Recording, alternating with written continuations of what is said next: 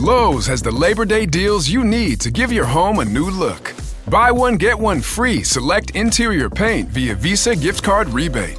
Then, add the final touch with 2 for $8 on select 2.5 or 3-quart mums. Refresh your home and save big while doing it. Lowe's, we help, you save. Valid through 9/3. Mums offer in-store only. Selection varies by location. While supplies last. More terms and restrictions apply. See Lowes.com/rebates for details. Every team, every topic, everywhere. This is Believe. This is Sunbelt Commissioner Keith Gill, and I listen to the Funbelt Podcast. This is the Funbelt Podcast, part of the Believe Network. Folks, to Dusty Thibodeau of Warhawk Report, Jeremy Harper of Powell Razor, and Shane Metlin of the Daily News Record. I think it's potentially a very good week for the Sunbelt. But I'm just kind of going off on a random rant. It's just frustrating. My name's Jeremy Harper. His name is Shane Metlin of the Daily News Record. Joining us on the road, he is on his way driving to Monroe to make it to that Thursday night game, is Dusty Thibodeau. Welcome to the show, guys. Guys, I'm just going to admit it. I woke up stoked. Shane, did you wake up stoked? I woke up tired. Friday, I'll start to be stoked, I think. Okay. All right. I woke up stoked. I was like, yes, it's finally here. And I can't explain to you what a nice day it was in Arkansas today. I woke up, it was 64 degrees. And it stayed that way for most of the morning. I went to the driving range with my eldest son, and it was like just perfect weather. A little cloud would come by, and you'd almost feel that sort of almost autumn time breeze. And it was fantastic, Shane Metlin. I know probably on the East Coast, it's already probably people are wearing sweaters right now. But when you're living in Arkansas this time of year and you're not just sweating a gallon of liquid with every waking breath, that is a good day. So I am stoked, Shane Metlin. Yeah, it's been hot here. It was an unseasonably hot summer. I think it's gotten a little nicer, but we haven't had a 64 degree morning. I don't think we don't have one where you'd have felt really good in a jacket at the driving range. Oh, it was so nice. Yeah, I don't think it's going to be that quite like that nice for game day. I think it's going to be in the 80s, but it's going to be better than a lot of opening game days in Jonesboro, Arkansas. I know we've had 90 plus degree weather as the usual for an opening game day. I think it's going to be mid 80s. So I think it's going to be pretty nice. Guys, a lot going on in the Sun Belt right now.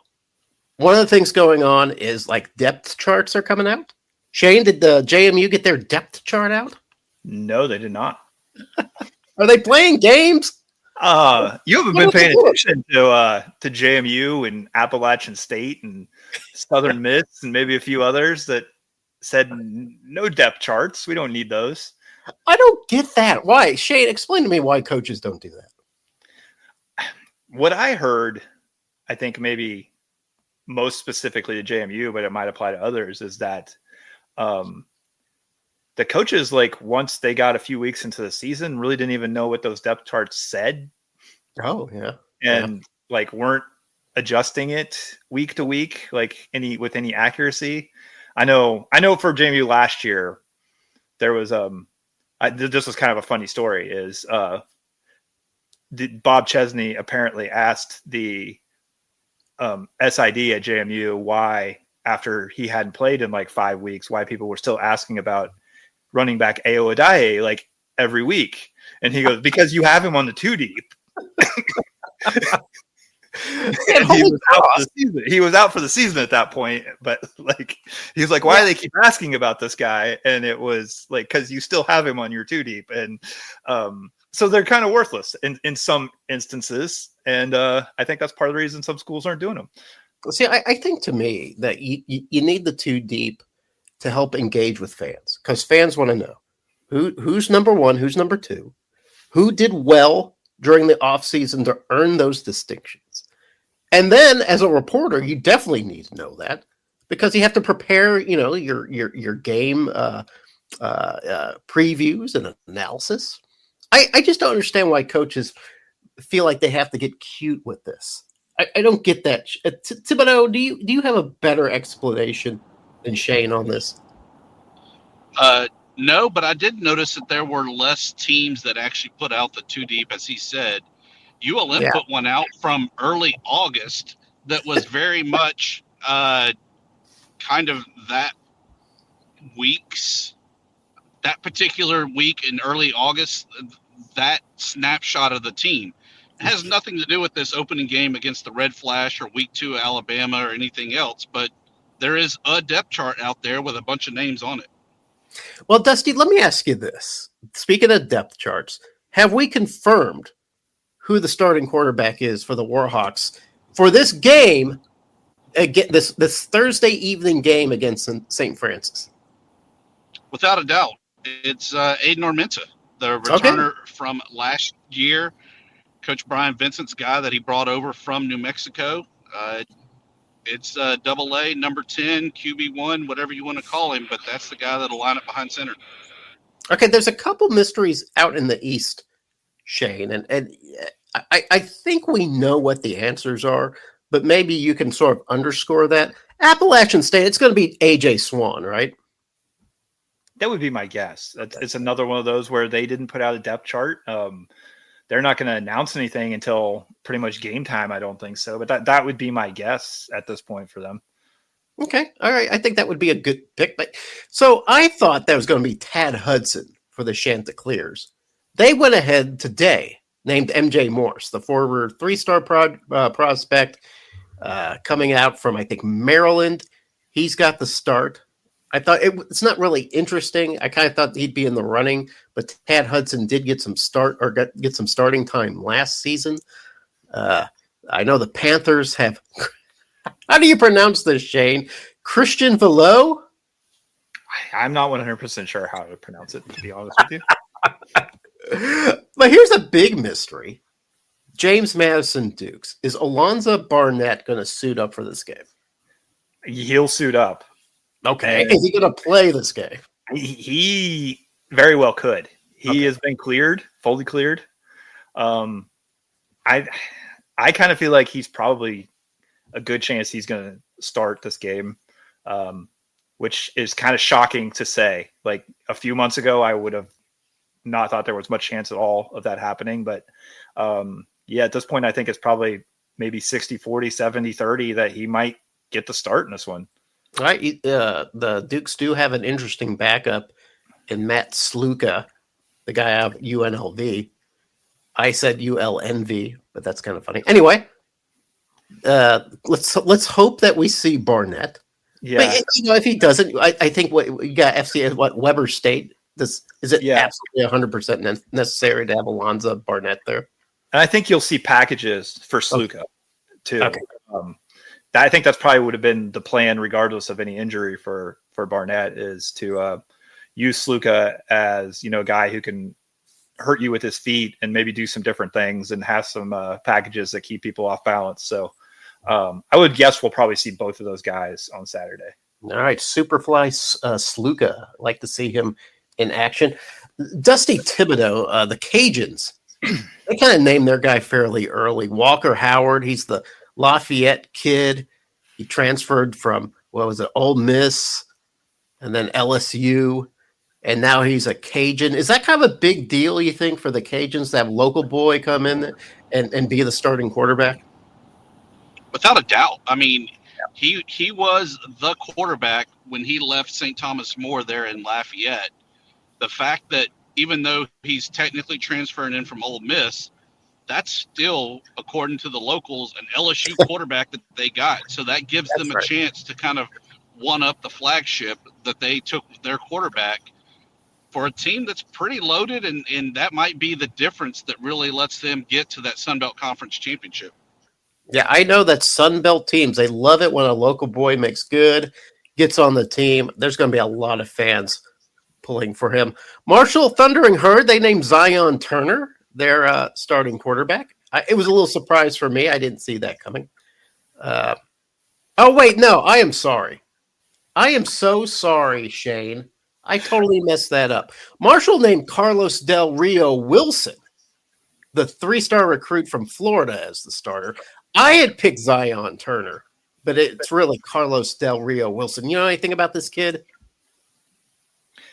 Not a lot. I'll be honest, like Marshall's a team I really got to catch up on with the coaching change and roster turnover. I know a little bit of what they have, but as the JMU Marshall game gets closer and closer, I think I will definitely have to do a lot more research into what Marshall actually has. The Monarchs, go ahead, make it official. Name Colton Joseph their starting quarterback. I think we all knew that. South Alabama, we also knew was probably going to name Bishop Davenport the quarterback, and Bishop Davenport is the quarterback. A little bit of national news, I guess. North Carolina names former South Alabama starting quarterback Gio Lopez its starting quarterback. So I guess that was And Joey Aguilar, I think, has been named the starter at Tennessee too. If we're going that route, Cam Fancher. Fancher. Where is he now? I saw his name and then I forgot where he went. He's a UCF, I believe. UCF, that's right. Yeah. So and I feel good for him. Like that's a guy who to get a starting job at a Power 4 school after, kind of like taking the brunt of what maybe the criticism for Marshall not living up to expectations the year he was the quarterback. And I'm not sure it was all his fault. Like, I kind of feel good for that kid. Yeah. I know that I had criticism as well. So good. I'm glad he's landed back on his feet. Troy Trojans named Goose Crowder. The goose is loose. He's back at starting quarterback for Troy. I believe he started the first 2.5 games last season before being knocked out with injury. He's back and healthy. Texas State Bobcats kind of starting a relative unknown in Brad Jackson. He did have a smattering of Bobcats experience behind center. And people are saying he looks pretty good in practice. So Texas have them. And as we talked about earlier, Aiden Armenta is your ULM Warhawks starting quarterback. Played 12 games last year. He's got to improve on those passing yards. He's got to improve on those 9 touchdowns, don't you think, Dusty Thibodeau? Depends. If we have this stable of running backs like we have and the running game's working, no, he doesn't. Okay. Then so be it. He doesn't have to be a cannon-armed quarterback. He can just run the offense. So that's sort of the quarterback scenario that we have coming in. Do we have any other business to discuss before we go into? And I don't want to activate the gong. I don't want to activate it too soon. So I'm not going to say what is coming next. But is there something else that we need to talk about? I'm just going to go back to our depth charts conversation again real quick. Okay. I would be perfectly willing. I'm perfectly willing here in the coming weeks to substitute, to give up the depth chart for the injury reports that we're going to have for conference games. Okay. I wish that those were also required for the non-conference games because I feel like those are more useful than a lot of depth charts to have those participation reports or their availability reports. And I'm just putting that out there that I'm perfectly happy to forfeit the depth charts for the availability reports. Listen, Shane. Yeah, go ahead. Shane, I'm letting you know that I will be available for tomorrow night's ULM St. Francis opener, so you can write that one down. Yeah, I'm questionable. I'm day to day. We are putting in ink Thibodeau's name for the St. Francis ULM game on Thursday night, which we will be talking about very shortly on a segment I like to call Second and Short. We hadn't heard the gong all year. There it is, guys. What do you think? Don't you feel the energy? Aren't you getting pumped? It's very second and shortish. You said that just to activate the gong. Everybody wants to activate. Shane, do you want to say it so you can activate the gong? Just get it out. You say second and short? Yes! Okay. There we go. One day we need to get a real Gong. How much we got left in petty cash, Dusty? Hopefully enough to pay for a speeding ticket. Wait, we have to pay for your law breaking? I think that's fair. I think we can do that. We can finance. We can get you out of jail. That's probably the least we can. I'm on my way to develop or to produce solid content for the show, so it's show related. Okay. If you could write that on the expense reports, that would be great. We'll turn them into our accountant, and we'll try to get our money back through taxes. Guys, it's that time of year, or actually at that time of week and that time of year where we do second and short. Second and short. You remember the rules, guys, right? We go through each game of the week. I introduce the game, have a few comments. If it's a Sunbelt East game, we usually lead with Shane because he's a citizen of the East. If it's Sunbelt West game, we usually lead with Tibbs because he's a citizen of the West. And we try to keep our discussion of each game at about 2 minutes. We don't always make that, guys. And I don't quite frankly, I've stopped timing it. But in the back of our heads, that needs to be the goal. So with that said, Shane and Thibodeau, are you ready for second and short? It depends. So is second and short, is the Gong jealous of the random fart noise that has infiltrated this year? I think the Gong and the random fart noise can coexist. I think they're of this cut from the same cloth. Shane, if you want to disagree, you go ahead. Yeah, I could see that. That kind of makes sense to me. Okay. They both come from whatever's happening over on Jeremy's computer. It comes from a very guttural part of my being. Let's just leave it at that. All right, second and short. Let's start off with the good stuff. The very first game of the year, Thursday, August 28th. That is tomorrow recording time. Probably by the time you're listening to this, it will be game day. Thursday, St. Francis Red Flash versus the ULM Warhawks, 6 p.m., ESPN Plus. I don't think any odds are even available for this game. If there are, I would like to know what those odds are. Is this a body bag game for the Warhawks? I don't know. There's a fear of the unknown here. Unknown roster, unknown players. Thibodeau, how are the Warhawks handling this game? This is, as Jeremy Harper always says, a business trip. They're staying home, but they're grinding it out. 24.5 points on the spread. Okay. I picked it as a 28-point game for the Warhawks, getting their tune-up before they go get kind of St. Francis at Alabama next week. But for right now, Warhawks kick off the second year of Bryant Vincent era, 2-0 in his home openers because he'll be 1-0 this year, beat Jackson State last year. 1-0 this year, though, win over the St. Francis Red Flash, sending them out down to D3 with an L. That's right, the Red Flash last year in FCS going to D3.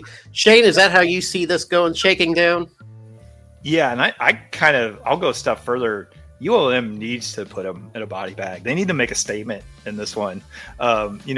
Rally the fan base, shut up everybody who's been talking about ULM this offseason and whether or not they belong in the Sun Belt or belong in FBS. Shut them up and beat a team like St. Francis by 50. And I think they're capable of doing it. And I think they can make a statement. Would you say that they can't afford to lose this game literally? Yeah. We shouldn't even talk about them losing. If they lose this game, all bets are off. I have to concur with Tibbs and Shane on this. I think the Warhawks flush the Flash. The next day, there is still more Sunbelt football, guys. It's like a Sunbelt potpourri, a bonanza, a smorgasbord. Thursday, Friday, and Saturday. Friday, we get Appalachian State at the Charlotte 49ers, 6 p.m. ESPNU, the Mountaineers are a 6.5-point favorite. And let me tell you something about this game, guys. Both teams are pretty zesty about it. they both seem to talk a lot of trash to each other. There's something between the 49ers and the Mountaineers that maybe people from the West don't quite understand. Shane, what kind of game is this going to be? I am very curious about this one. New coaches for both programs. All right. And I think Charlotte made a pretty solid hire. Tim Albin coming over from Ohio. I did to just be nice. That previous staff at Charlotte was kind of a mess, and they made a good hire. And so I wouldn't be surprised if the 49ers come out and look like a solid team, even though they're not favored in this one. But I got to give App State's administration credit for getting this one moved to the Panther Stadium, the NFL Stadium over there in Charlotte. You basically turn what would be a Charlotte home game into potentially an App State home game, because they're going to put a ton of fans into that NFL Stadium. And I think, that may end up making a difference in this one. That, we know what App State's fan base is like. They're going to show out, and they're going to be behind their new coach and a lot of new players. And I think they're going to eke one out, but it's not kind of your older brother's App State versus Charlotte game. Wow. All right. So Thibodeau, this is your new favorite coach, Danger Zone, Dow Loggins, his first game as a head coach, bringing in a lot of new pieces, including presumably new starting quarterback for them, AJ Swan. How I know you're going to be watching the game. What do you expect to see? Yeah, it's the Duke Mayo Kickoff Classic or whatever it is. We know that Tubby is one of the better bowl mascots, right behind the Pop-Tarts of the Pop-Tart Bowl. R.I.P. Biff. You will be missed this season, but yeah, D'Lo is going to get it done. D'Lo, he's the guy. He's the guy to get the Mountaineers back to being the Mountaineers. His NFL experience, it's no big deal, and that calmness of being in the Panther Stadium just rolls right along to his stadium or to his team. The stadium's no big deal. They go there, they handle business, they cover the 5.5, 6.5 points and get the win. Yeah, I think the Mountaineers win, but I think it might be a little messy, guys. Got a new head coach, new staff, a lot of new players. I think they get that win over a not very good Charlotte team, but I don't think it's like a clean, crisp victory.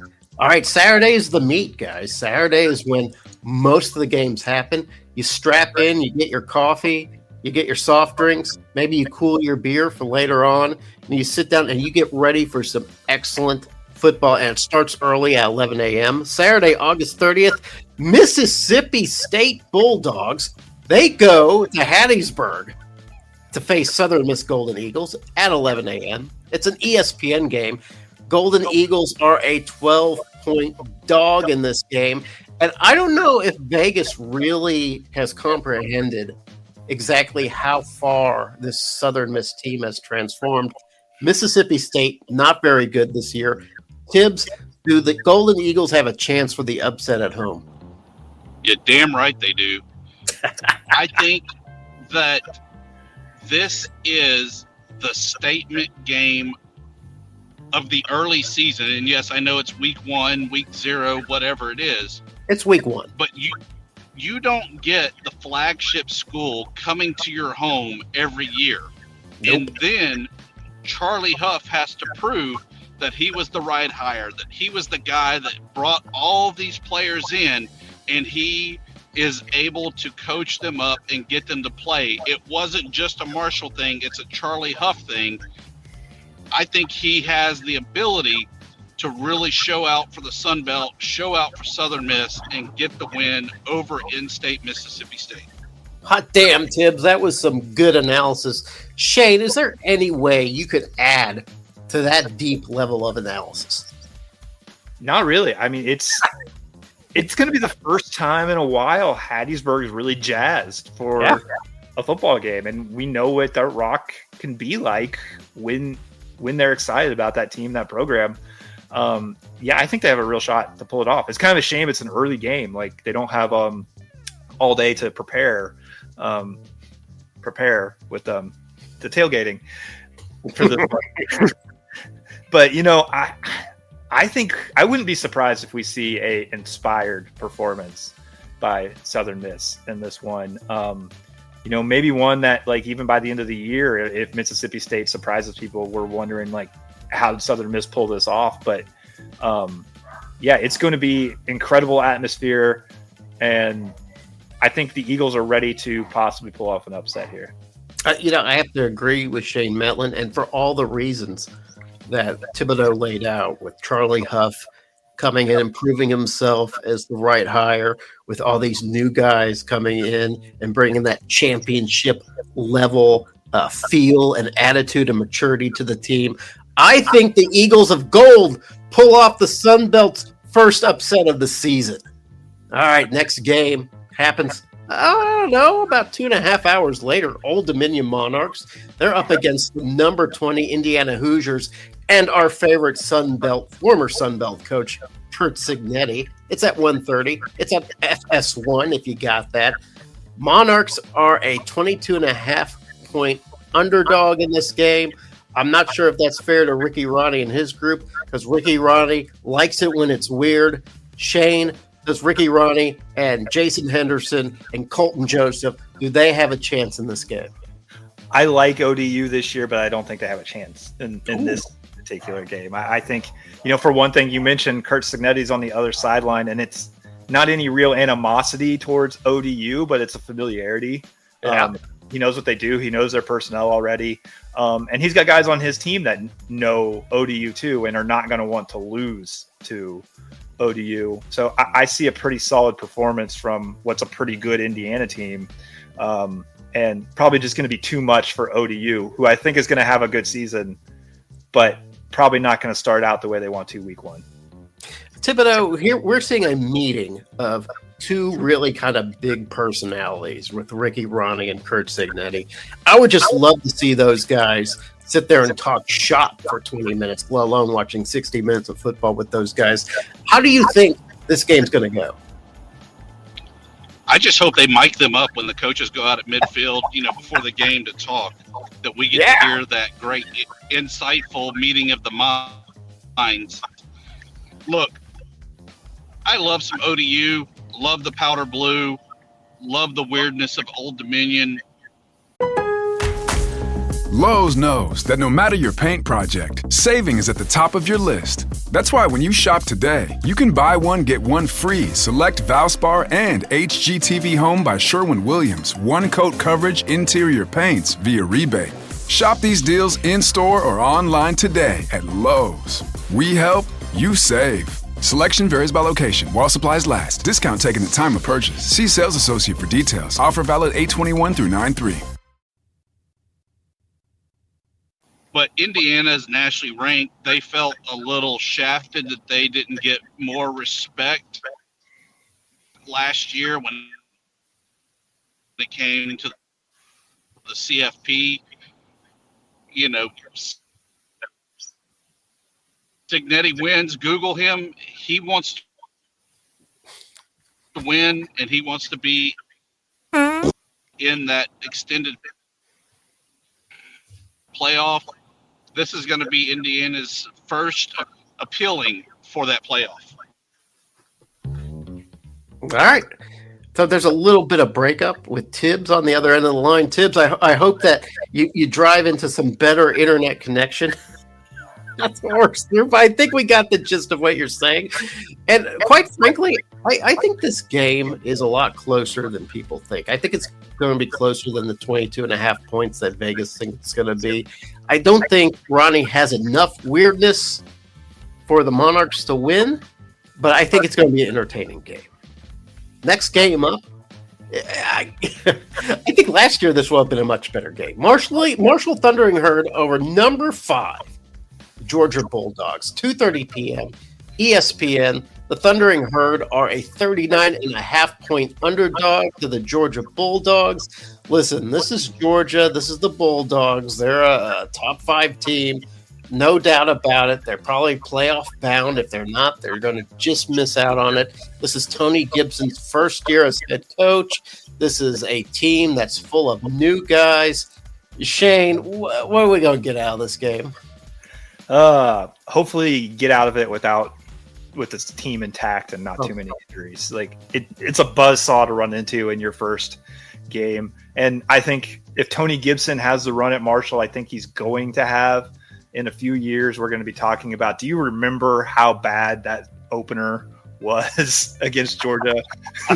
Like they turned it around. But yeah, that's a really tough way to start it out for this Herd with a brand new group. Yeah, I'm sure when Coach Gibson took the job for the Thundering Herd, he probably looked at that schedule and goes, what? This is our first game? Thibodeau, is there any even real reason to watch this game? Red and green are the Christmas colors there, Jeremy, and it would be an amazing Christmas gift for the Sun Belt if Marshall could pull this off. But, yeah, no way in hell. Bulldogs all the way.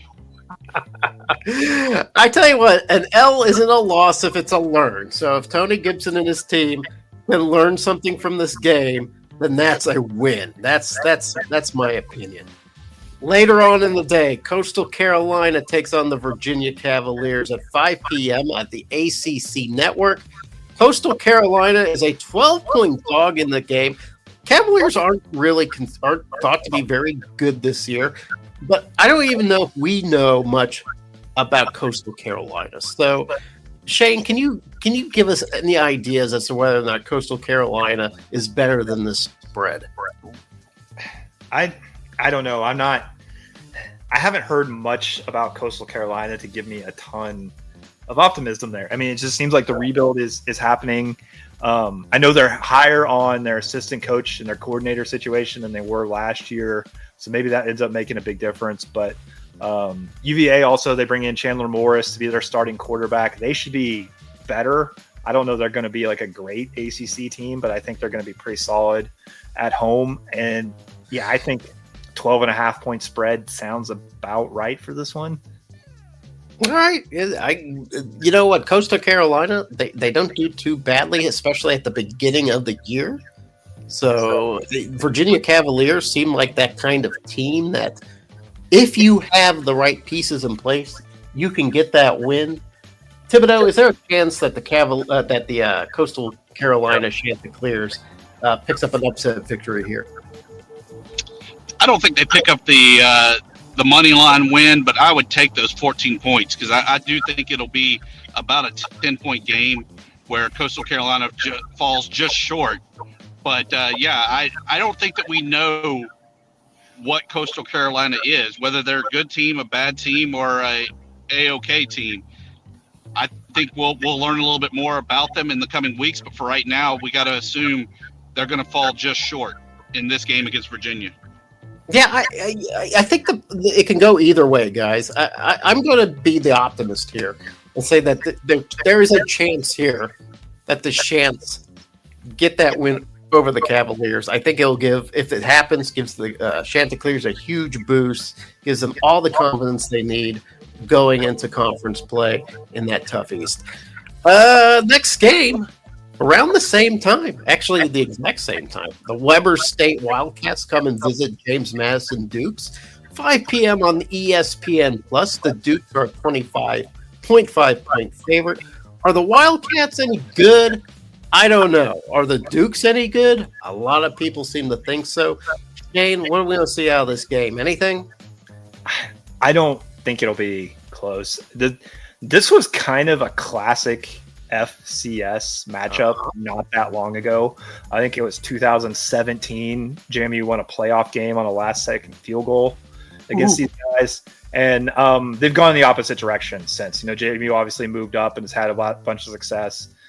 Weber State's coming off a losing season last year. The only real interest in this one's going to be like what's JMU's depth chart that they didn't release end up looking like. Who's going to quarterback? Are people playing on the spots in the offensive line we think they're going to?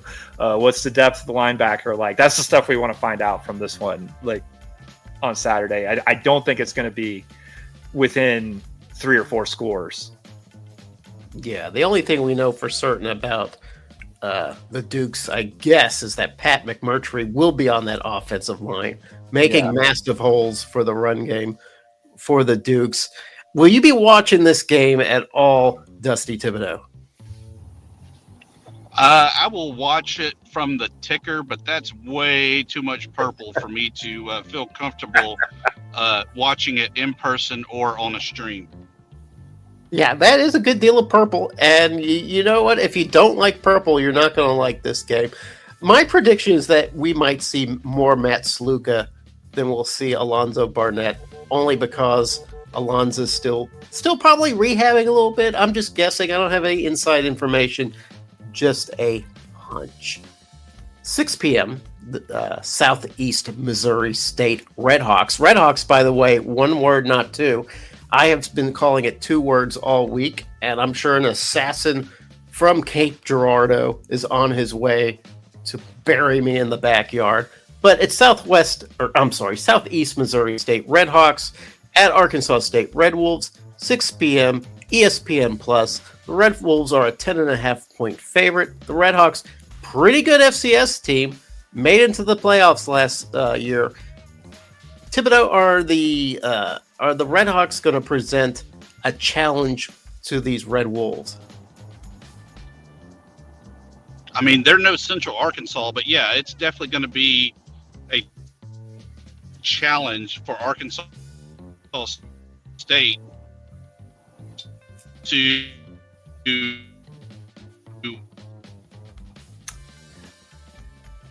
We lost Tibbs. Did we lose Tibbs? I think we lost Tibbs. But he hit on something that I'm curious about that we need to know. Who's going to be the replay official for this one? If we're going to Nope. Oh. showcase their talents. I think it's always interesting that first game out of the gate. Trying to think they get the win. I just don't know if it's pretty. Speaking of that pretty, hey, we got the 1-sentence summary there. That was perfect. That was perfect. Shane, what do you think about this game? Yeah, I'm gonna jab you a little bit, Jeremy. I want to know who's the replay official. Is it the same as last year's opener? If you want to, you're asking if Simo has a chance. I think we got to know all these details. We are definitely 100% making sure that the crew from the UCA game from last year is officiating this game with the powerful Redhawks. But yeah, no, I don't know if this is going to be a close game or not. It is one of those FCS games that can test you. I think that's good. I think it's good to start off the season with an opponent that's going to make you think rather than you're just throwing out rotations. Yeah. So I think Arkansas State wins this game. Big question is if Butch Jones is distracted trying to figure out what he's going to wear to Travis Kelce's wedding.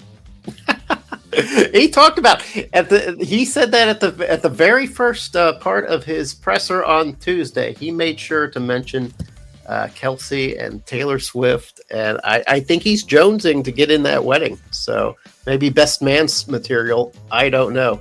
Thibodeau, you with us? You never know. I mean, Columbia, Louisiana is not the mecca of cell coverage. Yeah, but you sound great now. Let's move on while we still have you. Morgan State Bears visit South Alabama, the Jags, 6 p.m. ESPN Plus. I don't really have any odds available for this. I also don't know much about the Morgan State Bears. But we do know that Bishop Davenport will be starting for the Jags. We do know that he will have a weapon in Kentrell Bullock out of the backfield. He's the running back there, the first team Sunbelter, who's going to get a ton of carries. Dusty Thibodeau, what can we learn from this game, if anything?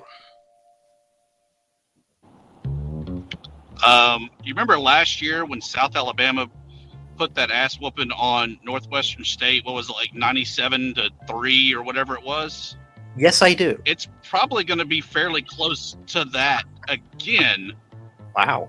But I still just don't find myself overly impressed with this South Alabama team. I think they're a good team. I just don't think that they're as impressive as we would have been talking about had they kept Gio Lopez. Right. It's hard to lose a talent like Gio Lopez and still be that dangerous team. But I don't know, maybe Bishop Davenport is that guy. Is South Alabama going to let us down again, Shane Metlin? Not in this one. Okay. I'm Morgan State. We're not even talking about an FCS powerhouse here. Like, I think South Alabama is going to win it comfortably. They're going to control it on the ground, like Tibbs said. This is not the weirdness of South Alabama where we don't know what to expect week in, week out. They're going to win this one comfortably, and then we'll have to figure out which South Alabama team we're getting each week. To be fair to the Bears of Morgan State, they are one of the better teams in the Mid-Eastern Athletic Conference. So I don't know, maybe they give the Jags a little bit of a run, because you know what? Life isn't worth living unless it has a little bit of challenge. Speaking of challenge, this might be trouble for Troy Trojans. Nichols State Colonels playing at Troy Trojans, 6 p.m. ESPN Plus. The Trojans are a 20.5-point favorite. But the Colonels have already bruised some egos in week 0 by putting on a defensive clinic against number 4 FCS Incarnate Word. I need to know, Thibodeau, could the Troy Trojans actually find themselves in a bit of a game?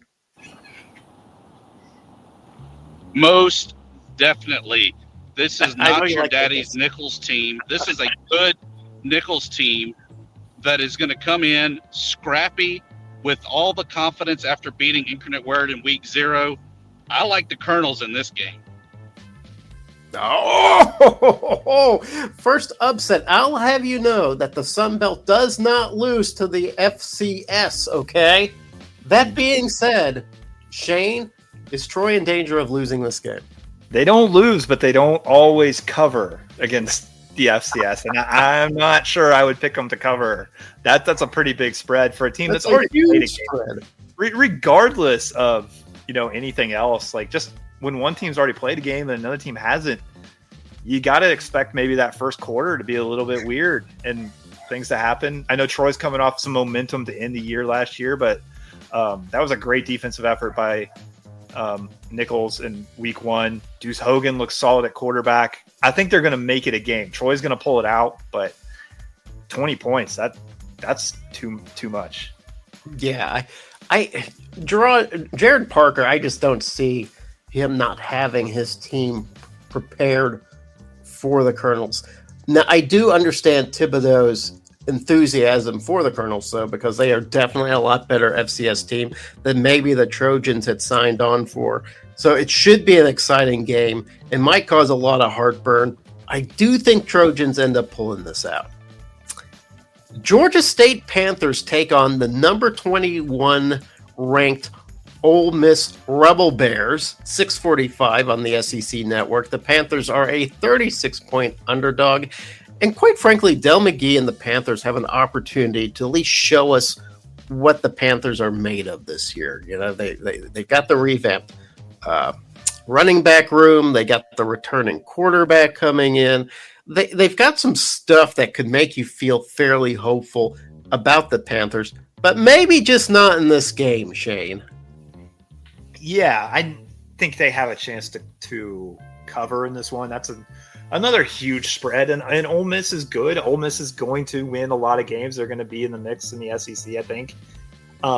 This is not like Marshall, Georgia, where I just don't think they have a chance at all. But it's another tough way to start for Georgia State. Like, trying to revamp things a little bit. You just hope they come out of this one like still having some confidence as they move into week 2. Yeah, they're going to need every bit of Ted Hurst in that offense to keep up with the Ole Miss Rebels.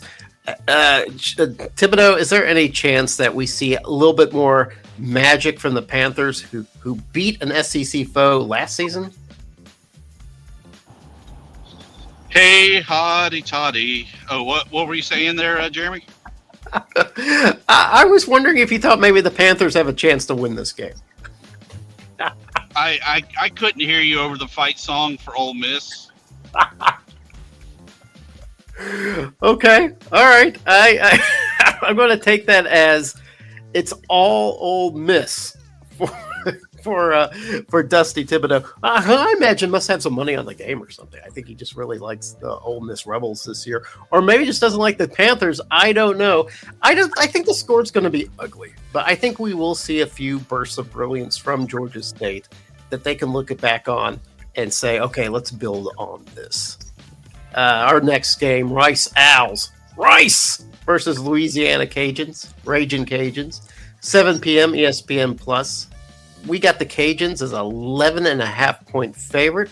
They get Howard Walker to start the game for them. It's going to be like some new digs, new stuff, new facility there, remodeled facility for the Cajuns. They're not going to want to put on a bad show in that kind of environment, right, Tibbs? Yeah, there's still some hurt feelings there because Rice snapped the Cajuns' long winning streak a couple years ago. They haven't forgotten that. In addition, I saw that the folks at Reagan Review, I'm going to have to go out and watch the episode. They had on, the infamous Louisiana Tech athletic director about how Lafayette should want to elevate their game. He's now the athletic director of Rice.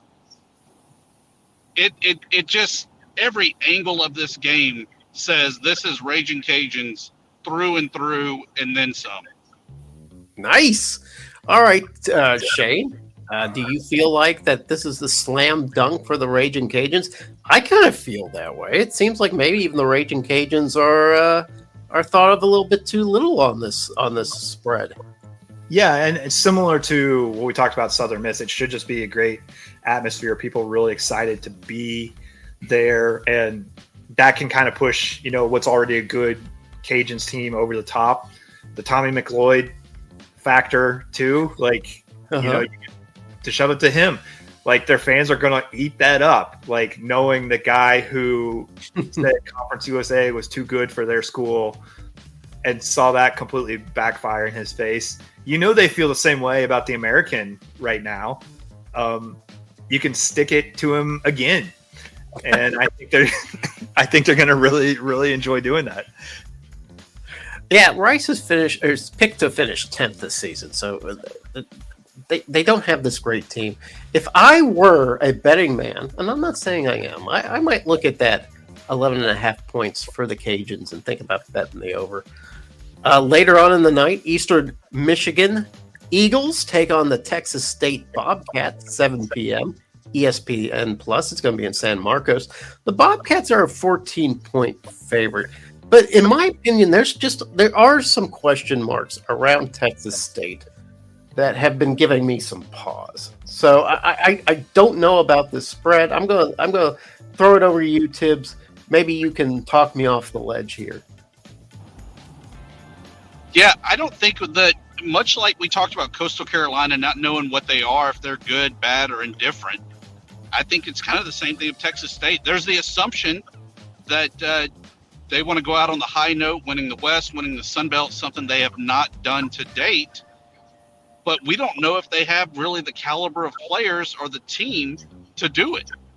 It all starts here, where you got to beat that peer conference there of the MAC and Eastern Michigan. But that's one of the better MAC teams. So I think it's going to be a true dogfight. I do think the Bobcats win, but it's going to be a late victory in the game. Yeah, we all know that these MAC teams, they just play hard-nosed football. I'm not taking anything away from Texas State Bobcats, but this is a very tough Group of 5 team for the Bobcats to face. Do you not agree with me on this, Shane Metlin? I do, and it's a rebuilt Eastern Michigan team to a degree, but I think interesting to note, our old Sunbelt friend Noah Kim, who had a detour through Coastal Carolina, now at Eastern Michigan, connecting with his former Michigan State wide receiver Terry Lockett, who is a really, really good player. They're kind of reuniting there. I kind of like the way Eastern Michigan's put together, and Texas State. Maybe people will call this sour grapes because they're leaving us, but like they just tend to let us down sometimes, and I don't have a great feeling about the Bobcats in this one. Yeah, I called this one for Eastern Michigan in my own write-up, and some Texas State fans took a little bit of umbrage, possibly with some of the language I used. But I don't feel good about this Bobcats team, especially against this opponent. I'm picking Bobcats to get upset. So we'll see about that. I don't know. That's going to be interesting to watch. I will be watching, though. Georgia's last game, by the way. This is the last game of week 1. And it's kind of funny. We get one of the first games of the year for a Thursday night game. And this will be sort of a late night game on Saturday. So we're bookending week 1 of college football with Sunbelt action. Georgia Southern Eagles go all the way to California to face the Fresno State Bulldogs. It's at 8:30 p.m. God's time zone. FS1.